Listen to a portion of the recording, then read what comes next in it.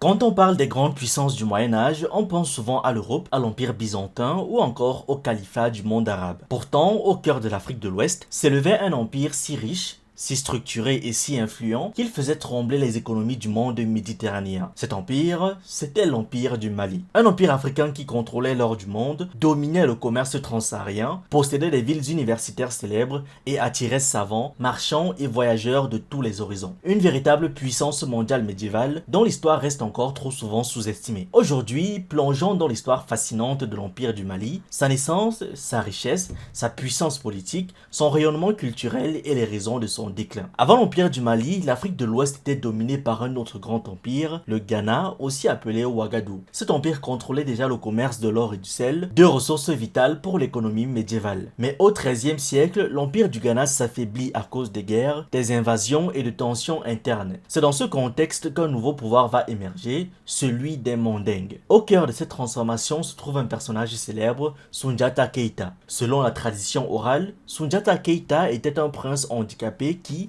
contre toute attente, devint un grand stratège et unificateur. Après avoir vaincu le roi Soumaoro Conté lors de la célèbre bataille de Kirina vers 1235, il fonde officiellement l'Empire du Mali. Mais ce n'était pas seulement une victoire militaire, c'était la naissance d'un État organisé, fondé sur des lois, une administration et une vision politique claire. Contrairement aux idées reçues, l'Empire du Mali n'était pas une simple monarchie guerrière. C'était un système politique complexe et structuré. À sa tête se trouvait le Mansa, c'est-à-dire l'empereur, mais il n'était pas seul. Il était entouré de conseillers, de gouverneurs provinciaux et de chefs locaux qui administraient les différentes régions de l'empire. L'empire était divisé en provinces, chacune dirigée par des représentants du pouvoir central. Cette organisation permettait une gestion efficace d'un territoire immense qui s'étendait sur plusieurs pays actuels, Mali, Sénégal, Guinée, Burkina Faso, Niger et une partie de la Mauritanie. Ce qui rendait l'empire du Mali exceptionnel, c'était sa capacité à intégrer différents peuples, langues et cultures, tout en maintenant une unité politique forte, une véritable prouesse pour l'époque médiévale. La véritable puissance du Mali reposait sur une ressource stratégique, l'or. À l'époque médiévale, l'Afrique de l'Ouest produisait une grande partie de l'or mondial et l'empire du Mali contrôlait les principales mines d'or, notamment dans les régions de Bambouk et du Bouré. Cet or alimentait les marchés d'Afrique du Nord, du Moyen-Orient et même d'Europe. Les marchands traversaient le désert du Sahara en caravane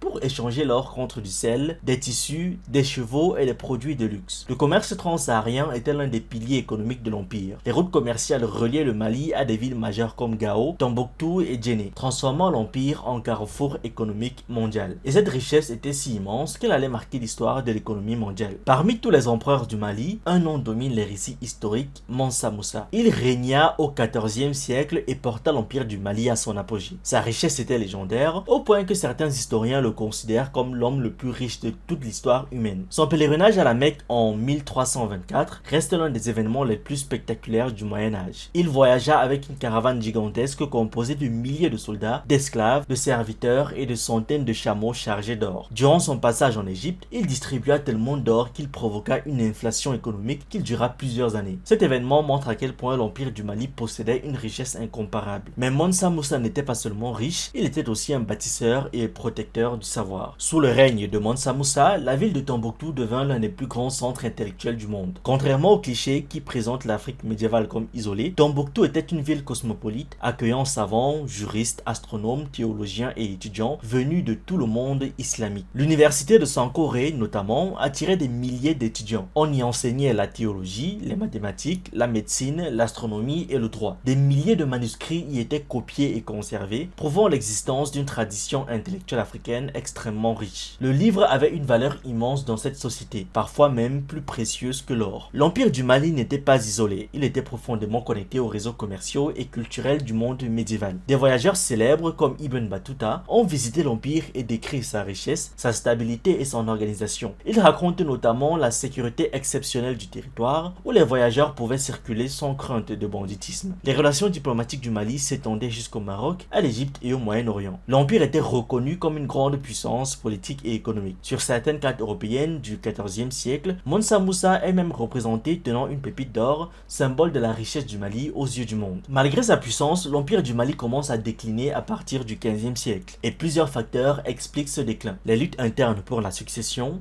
la perte du contrôle des routes commerciales, la montée en puissance de nouveaux royaumes, notamment l'Empire Songhai, la décentralisation du pouvoir, et avec le temps, certaines provinces deviennent autonomes et affaiblissent l'autorité centrale. Le commerce se déplace progressivement vers d'autres routes, réduisant l'influence économique du Mali. Finalement, l'Empire perd sa domination régionale, laissant place à de nouvelles puissances ouest-africaines. L'Empire du Mali n'était pas seulement un grand royaume africain, c'était une véritable superpuissance médiévale. Il contrôlait l'or du monde, dominait le commerce transsaharien, possédait des centres universitaires prestigieux et entretenait des relations internationales avec les grandes civilisations de son époque. Son histoire démontre une vérité essentielle. L'Afrique médiévale n'était pas marginale, mais pleinement intégrée aux dynamiques économiques, intellectuelles et politiques du monde. Aujourd'hui encore, les manuscrits de Tombouctou, les récits des voyageurs et les traditions orales rappellent l'existence d'un empire africain qui a marqué l'histoire mondiale. Et comprendre l'empire du Mali, c'est aussi réhabiliter une mémoire historique trop longtemps ignorée, celle d'une Afrique puissante, organisée et influente bien avant la colonisation. Merci d'avoir regardé cette vidéo, n'oubliez pas de liker, de partager et de donner votre avis en commentaire. Vous pouvez aussi nous suivre sur nos différentes plateformes Facebook, YouTube, TikTok et surtout sur le réseau social africain d'Iba World, disponible sur Android et iOS. Pour ceux qui le souhaitent, vous pouvez aussi rejoindre notre communauté WhatsApp. Tous les liens utiles sont dans la description.